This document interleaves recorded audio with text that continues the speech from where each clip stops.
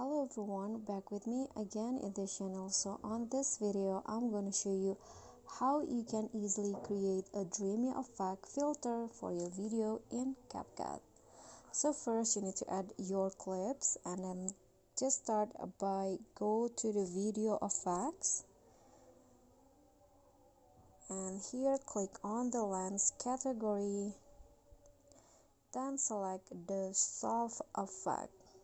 Okay, this one, and here click on adjust, and you can adjust on how much the dreamy filter that you want to in your clip. So I'm going to go with 55. Then just click on the check icon and apply the effect for all of your clips, and you are done. So that's all for me. Thank you so much for watching. Please do subscribe to this channel, like this video, comment, and also don't forget to click on the thanks button. Bye.